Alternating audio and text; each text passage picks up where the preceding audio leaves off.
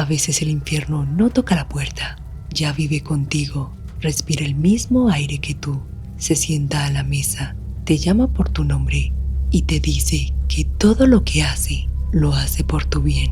Yo crecí en una finca ganadera, lejos del pueblo, rodeado de potreros interminables y cercas de madera vieja. Mi padre era vaquero toda la vida, un hombre hecho a golpes y a gritos, criado con la idea de que un hombre se forja con dolor. Tenía manos grandes, espalda dura y una mirada que no admitía réplica.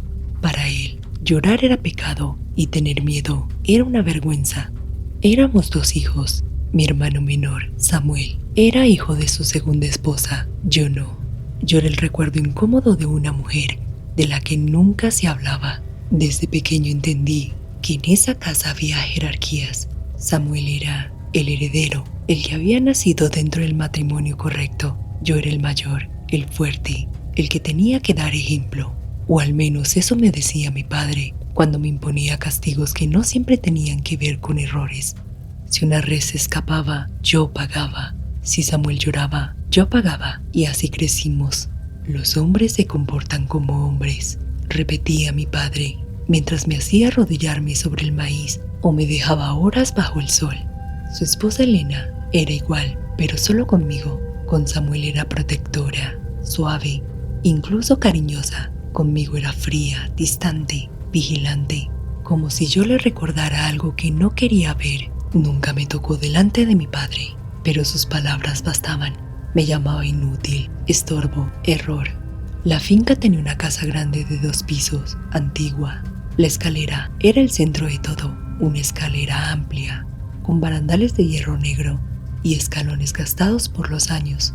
Ahí fue donde la vi por primera vez. Era de noche. Yo tenía 19 años. Bajaba por agua cuando la vi parada a mitad de la escalera. Era una silueta de mujer. Era oscura, como hecha de sombra espesa. No se movía, no hablaba. Solo estaba ahí. Me quedé paralizado. Pensé que era el miedo acumulado de tantos años. Parpadeé, cerré los ojos. Cuando volví a mirar, seguía ahí. No sentí terror inmediato. Sentí algo peor. Una tristeza profunda que me invadía, que pesaba, como si esa presencia me conociera desde siempre. Subí corriendo a mi cuarto y no dije nada, pero la volví a ver, siempre en la escalera, nunca en otro lugar de la casa, nunca de día, nunca frente a mi padre o a Elena, solo cuando yo estaba solo. Con el tiempo empecé a notar algo extraño. Cada vez que la veía, mi padre se ponía más violento al día siguiente, como si alguien visible lo alterara, como si esa presencia removiera algo que llevaba enterrado. Una noche soñé con ella. En el sueño, la casa estaba en silencio absoluto. La mujer estaba en la escalera, pero esta vez podía verla mejor. Su rostro no estaba claro, pero sentía que me miraba. Me señaló el piso justo al costado del primer escalón.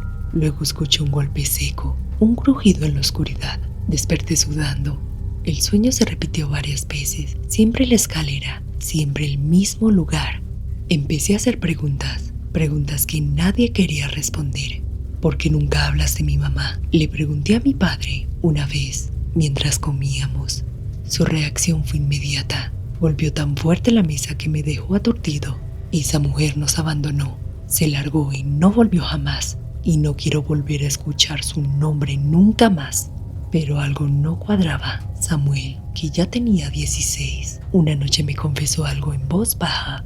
Me dijo que había escuchado a sus padres discutir cuando era más pequeño, que Elena lloraba diciendo que no había sido un accidente, que mi padre le gritaba que se callara, que nadie tenía que saber. Ahí entendí que la silueta no era producto de mi miedo, era un recuerdo.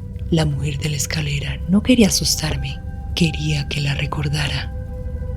Después de aceptar que la figura de la escalera no era producto de mi cansancio ni de mi imaginación, empecé a mirar la casa con otros ojos, no como el lugar donde crecí, sino como un espacio cargado de cosas no dichas, de silencios impuestos, de verdades enterradas a la fuerza. Ya no podía fingir que todo era normal. Cada rincón de la finca empezó a devolverme recuerdos que nunca entendí del todo. Mi infancia dejó de parecerme dura, porque sí, y empezó a tener sentido.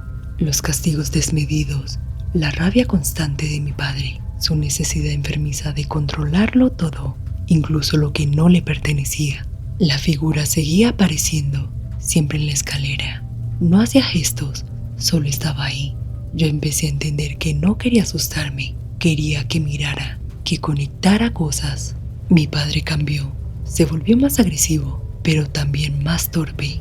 Ya no era esa autoridad sólida que imponía miedo. Con solo entrar a un cuarto, ahora se le notaba el desgaste. Se le notaba el peso de algo que llevaba años cargando. Evitaba subir la escalera de noche. A veces dormía en el sofá con la luz prendida, como si temiera quedarse solo. Elena también se transformó. La mujer ruda, fría, segura, empezó a mostrarse inquieta. Revisaba las cerraduras, cerraba puertas sin motivos. Ya no me insultaba como antes. Ahora me observaba, como si sospechara que yo sabía algo, como si temiera que la verdad pudiera salir a la superficie. Yo no decía nada. Eso terminó de romper cualquier duda que pudiera quedarme. La historia de que mi madre nos había abandonado empezó a caerse sola.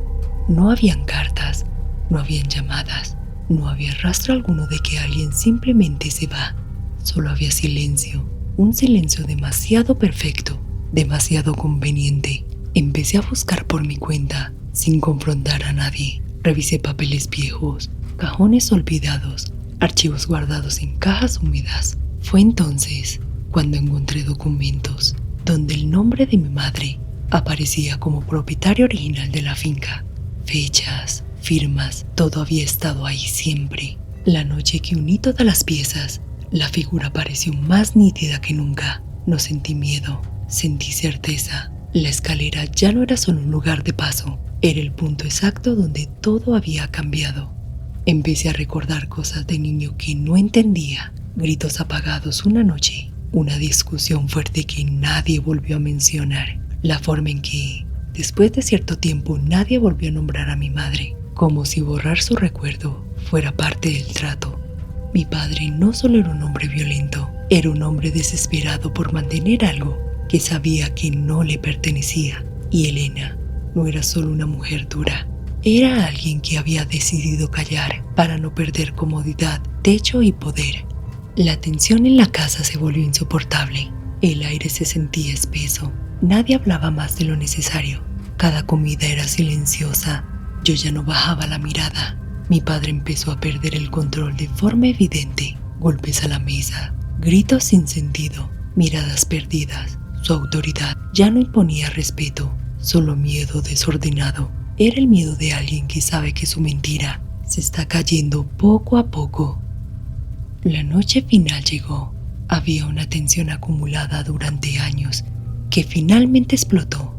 La casa parecía contener la respiración. El silencio era tan pesado que dolía. La presencia estaba ahí. Mi padre lo supo. Elena lo supo. No hubo lugar para más mentiras. Mi padre se asustó, negó con la cabeza, murmurando cosas sin sentido. No pedía perdón, nunca lo hizo. Los hombres como él no saben hacerlo, solo negaba, incluso cuando ya no tenía sentido negar. La escalera crujió, no como algo sobrenatural, como madera vieja cargando demasiado peso. Todo pasó tan rápido después de eso. Cuando dio la vuelta, tropezó y cayó por la escalera, exactamente en el mismo punto donde esa figura aparecía. No hubo justicia divina, solo la consecuencia inevitable de una vida construida sobre violencia y mentiras. La casa quedó en silencio. No sentí miedo, sentí descanso, como cuando alguien termina por fin de contar algo que llevaba demasiado tiempo guardado. Todo terminó ahí para él. Elena se fue días después, no discutió, no peleó. Se llevó lo suyo y desapareció. La verdad salió a la luz. Los papeles hablaron por sí solos. La finca volvió legalmente a mi nombre, no por herencia de mi padre, sino por derecho de mi madre. Samuel se fue al pueblo. Nunca volvió a dormir en la casa. Yo me quedé, no por apego, por responsabilidad. No hubo lugar para mentiras. El cuerpo no resiste eternamente el peso de la culpa. Y esa noche, la escalera volvió a ser testigo, como cierre inevitable de una historia mal construida desde el principio.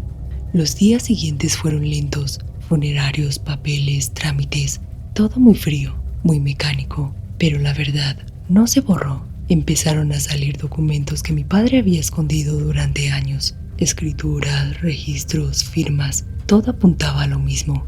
La finca había sido herencia directa de mi madre. Él solo había sido su pareja, nunca su dueño legítimo. El matrimonio con Elena fue posterior.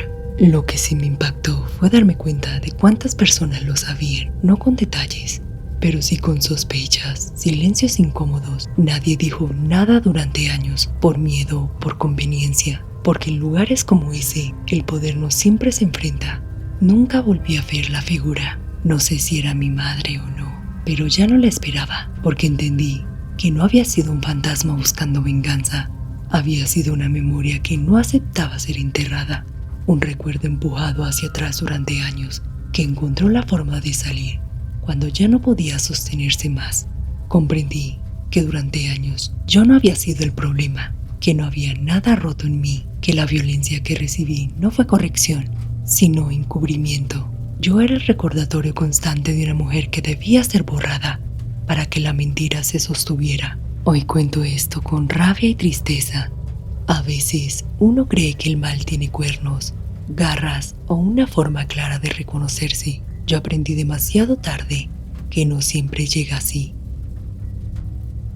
Si este video te gustó, suscríbete para más historias como esta.